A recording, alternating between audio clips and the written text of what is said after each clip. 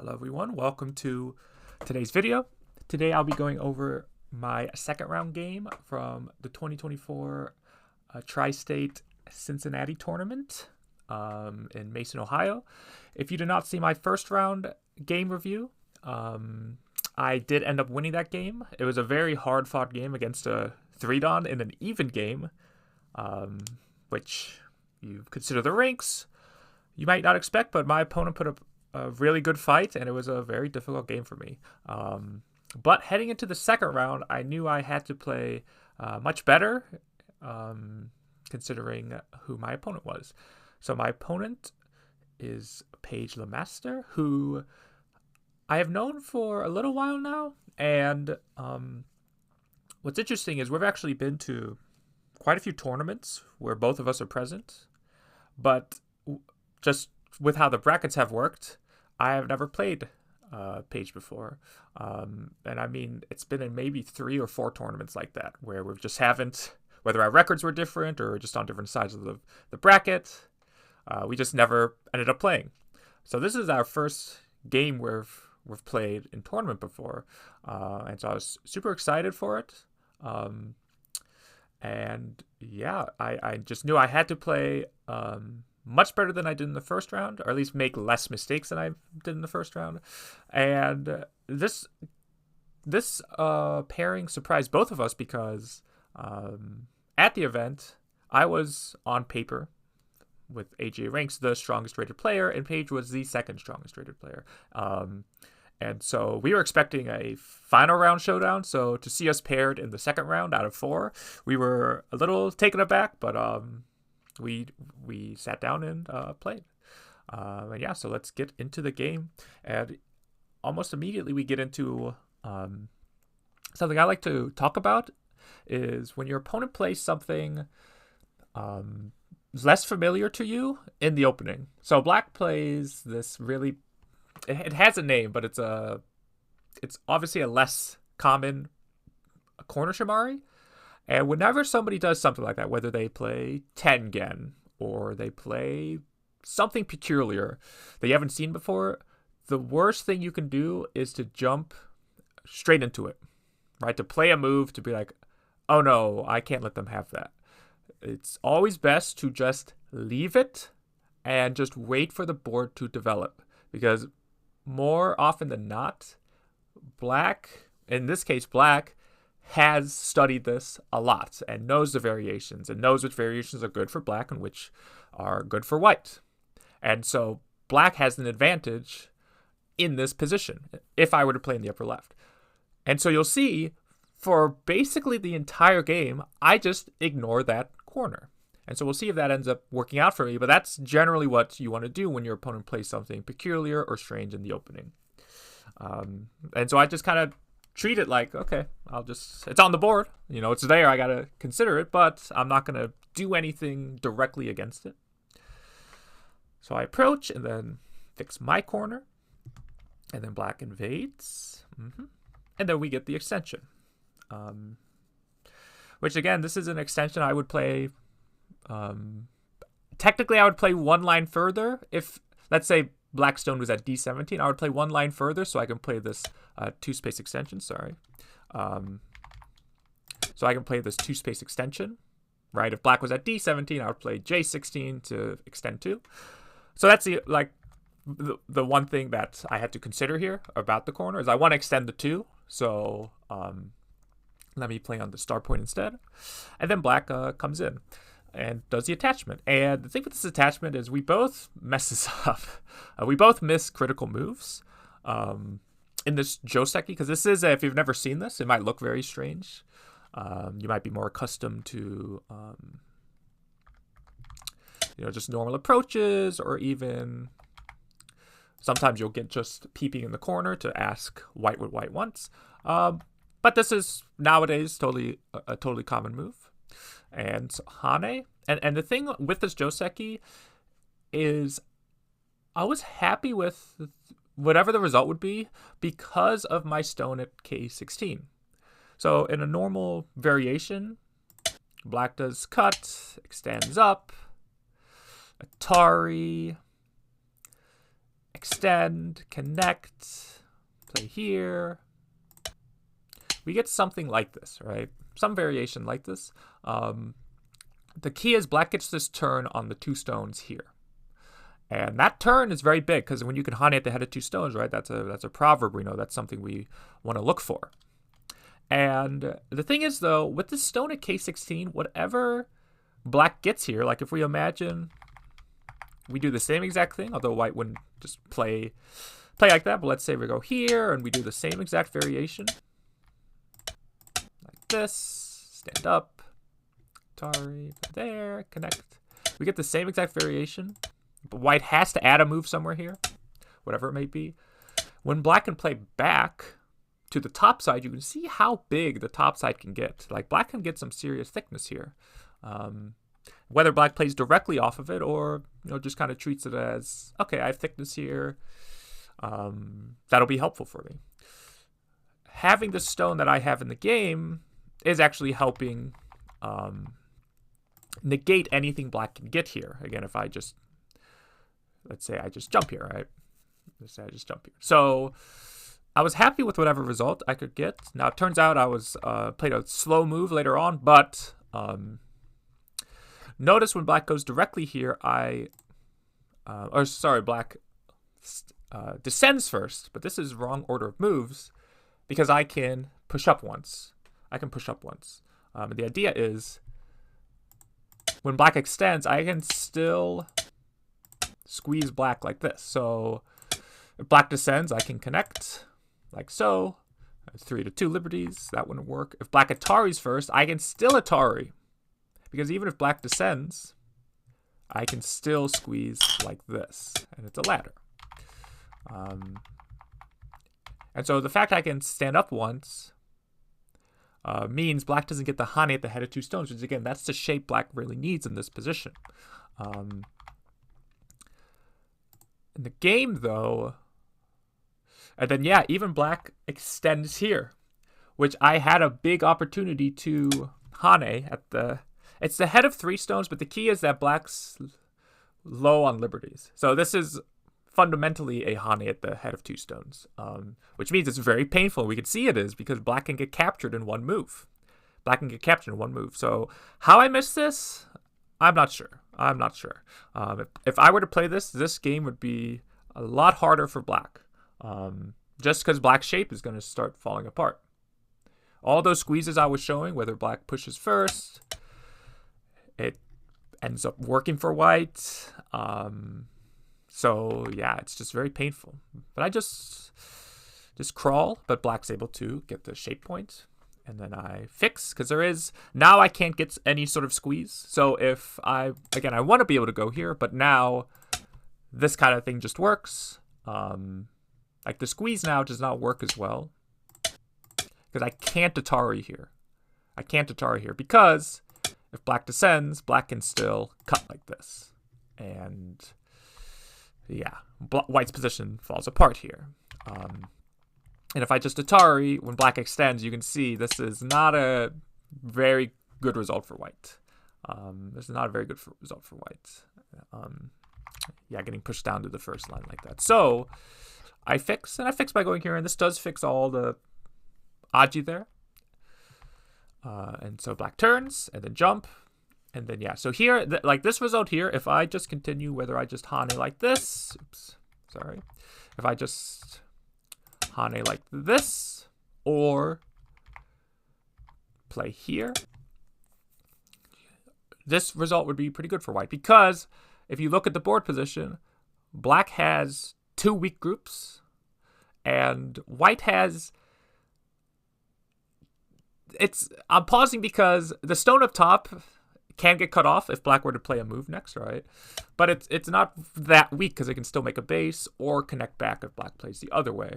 Whereas, like, black's getting surrounded on the right side and doesn't have a base for the center stones. So this fight would be favorable for white for sure.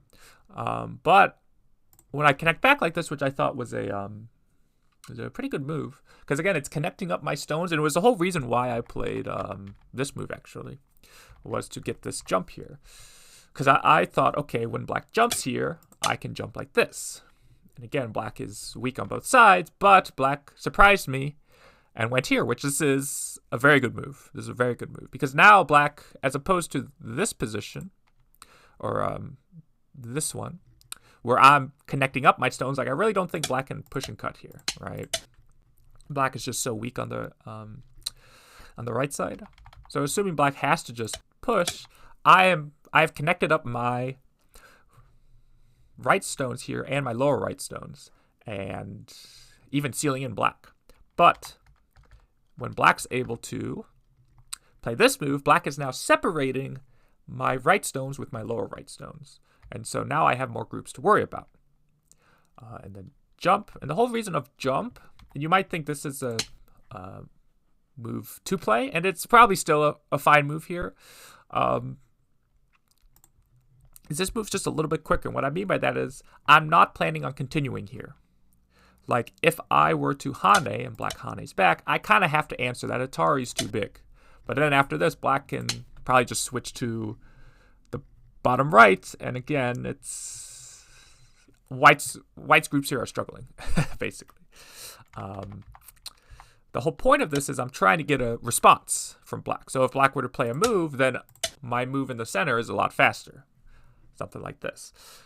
But when black answers, my whole plan is to attach. And you'll see I treat all my stones lightly here. And the idea is I'm not trying to make points here now. I'm just trying to make good shape.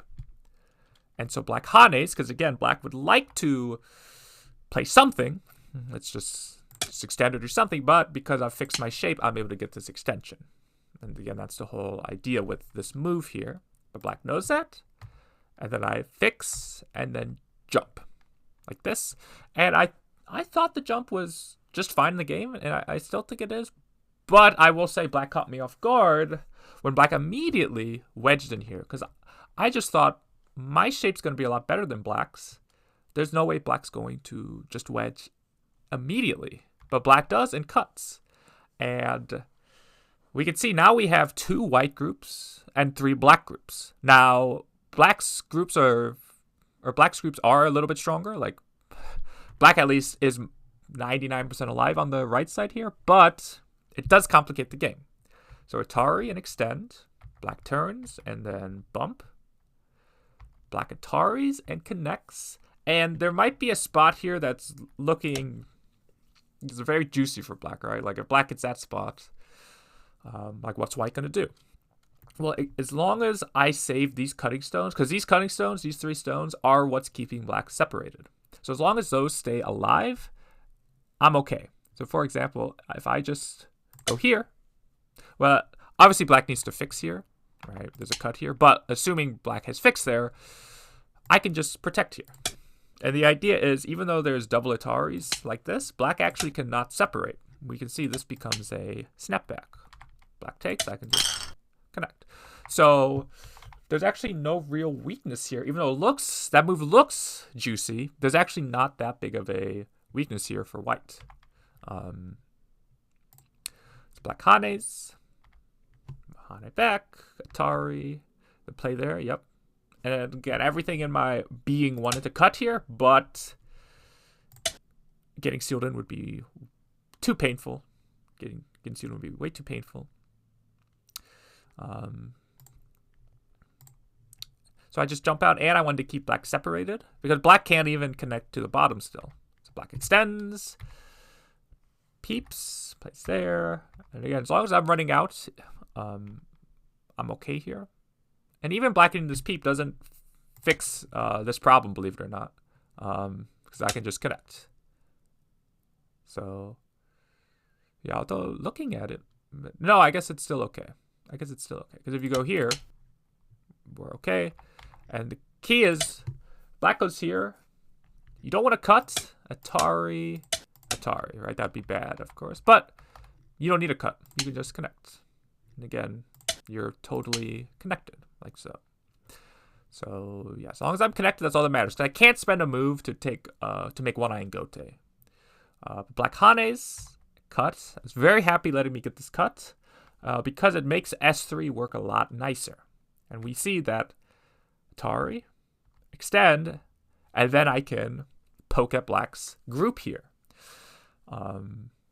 And yeah, black after the game told me, like, they felt confident in the game, but they did lose track of their group on the right side during this whole fight here. And the fact that black has to spend moves to Atari, block, white pulls back, and then live like this, it feels quite bad for black. And then Hane. And then, yeah, here, I really think... so black ends up fixing, but the fact that cutting off those 3 stones, especially when white's alive, I feel like going elsewhere is a possibility. Now, where exactly? That's a tough question. Like, black could get the first move in the center with something like this, and continue attacking. And again, it's a case of, well, if I want to just capture 3 stones, well, I was already alive in the corner. 2 moves in the center has to be worth more. And yeah, but it does feel like white is getting a lot of points if white were to do that. But it just feels like, oh, well, if you have to take Gote to do this, it doesn't feel that good for black. But it's a hard decision. But now that I'm alive on the right side, I peep in the center. Yeah, I peep in the center. And the thing with this is black can run this out, but realistically, black could treat these stones lightly. Black could treat these stones lightly because black has a lot to gain on the left side and the bottom side.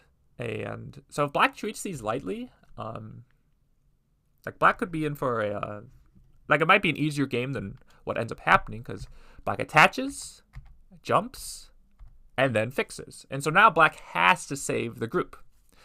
And what's interesting is, obviously there's a peep here, right? Black does not want to just connect because if connect, I'm just going to extend back and you're going to get sealed in or die. So this would be really good for white. So black's instincts of not connecting is good. Hane, or attach, white Hane's, peep. And then black bamboo joints. And the thing is, I actually still really cannot cut here because there's really bad odds of this Hane here. So I stand up. And again, I think the stand up is okay. But when black peeps, I realize, oh, okay, I understand. So but the one thing is, this move doesn't work. This actually does protect the cut. Because I only have 2 liberties, and I can't capture anything. But if I connect like this, black can treat those stones lightly. So for example, if I were to cut now, which looks big, the fact that black can Atari here and cap, notice I have no eyes here. And if I have no eyes here, let's just, for simplicity's sake, let's say white goes elsewhere. I have to spend all these moves on the inside to end up capturing these stones here. And if I have to do that, you can just see how every move I add, I'm adding moves in my own territory. So I'm only capturing the 7 stones, which is 14 points, while black seals off the entire left side. And so even going back, even like going to here, even if I struggle to try to make eyes, it's going to help black seal off the left side. So I don't actually want to cut there in this kind of position. And so that comes back to me connecting makes capturing the 7 stones smaller. So, and I'll give credit, there's a lot of moves here to play, but one move I didn't even consider, but my student actually pointed out to me because they wanted to go over this game, was to play here. And yeah, this move is really good because it is actually threatening to cut. But the difference is if black feels like they have to connect, I can obviously cap. But if black jumps, I can cut. I can cut. Yeah, I can cut, and it works. It just works. And maybe not even cut directly, but there's just a lot of bad algae. Basically, I don't get over-concentrated here compared to my move, where if I have to connect to be able to cut, it's not worth it anymore. So this move makes cutting worth it because I don't get squeezed all the way down. So that's why in the game, when black peeps, I actually just leave it. I just leave it for now, and I peep here. And again, the idea for this is if black ends up running these stones out, and I get some moves on the left side, right, somehow, then I can now attack black as a whole. Because again, even if black ends up pushing through here, that's not an alive group, right? That's just one eye. Black knows this, of course, so black tries resisting. I would just connect, though. I would just connect. Whenever your opponent is trying to make chaos, if you will, what they want is forcing moves. And we'll see the way that black plays is black gives me a ton of forcing moves. Look how black has cuts, weaknesses, and the whole, all those problems, right? And so black plays this way to isolate the center. That's black's plan. But in the process, I can push through here, and black gives up a lot of points because I jump. I can't save the stone, so I just jump. And then play there, peep, black Hanes. I peep first. This is good timing. Black might ignore this later. But while I'm not alive, black will play differently. If I am alive, black might ignore this. And then play there. Hane, you can see how big of a corner I get in the lower left. Look how many points I get in the lower left compared to if black had simply just connected here. Simply just connected here. So that's why I think black should just connect. Just because of how black's almost going all in on I have to either kill this group on the center or get a really good result. But the problem is black's center group is also weak. So black's almost trying to attack from a weak position. And see, black has to play it defensive. Black would really like to be able to play this because, okay, fourth line territory, that's not bad. But now when white connects, now white's attacking the entire group. So, yeah, black has to play some move from that direction. So I can jump, black covers, and then a peep.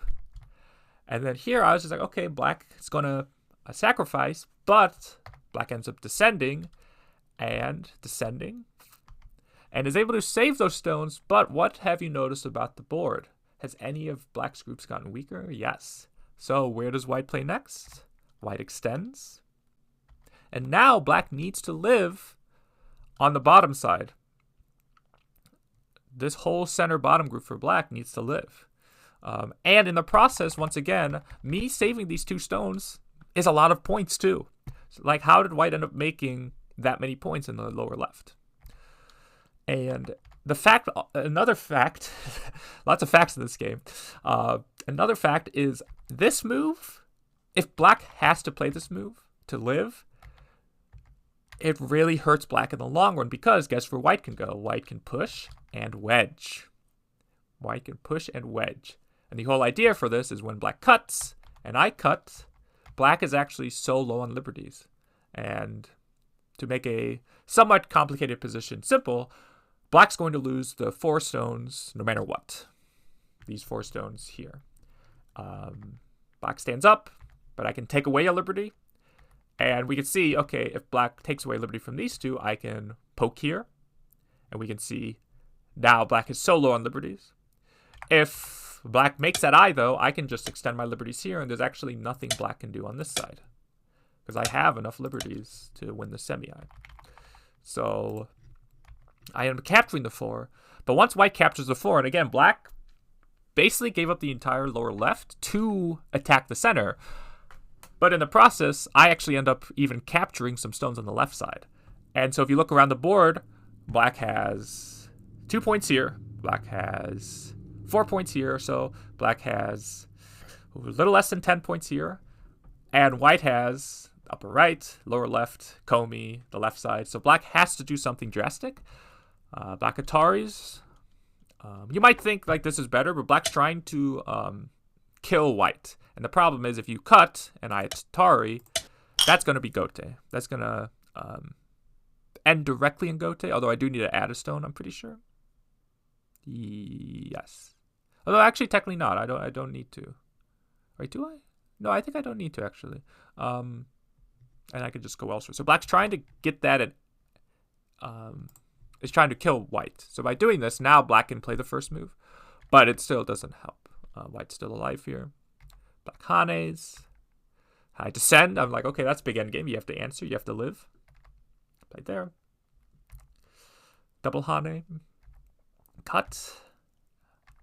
And again, this move by itself would be a crazy move, but black knows that if black just like Ataris and does something like this, white wins this game. So black's trying to make something else happen. And it does end up being some kind of trade where I block. Black's able to live in the upper right. And then play there. Black connects. And then connect. Atari. Play inside. And then Hane. And so even though black can live in the upper left, or in the upper right, I mean, I'm able to take away probably an equal amount of points in the upper left. And so black actually resigns here. And again, I like this game for me. One, because I played better than I did in the first round. But two, again, notice how I left that upper left Shamari the entire game. And I just was able to naturally kind of get moves against it. So black really couldn't use whatever benefits they can get from using that compared to other Shamaris to their advantage. So, yeah, it's like the last few moves were my responses to black's upper left corner. And in fact, when I Hane here, that's when black even resigns. But yeah, I was very happy with my play in this game. Again, especially compared to the first round as well. But yeah, it was a super exciting game too. I was on the edge of my seat the whole time, basically. So, yeah, that's my second round game. It was a bloodbath. But yeah, I was able to squeak out a win. But yeah, if you have any questions about this game, please let me know. That means I'm 2-0 in the tournament so far, if you're keeping track, by the way. But yeah, if you have any questions about this game, please let me know in the comments, and I'll see you all in the next video.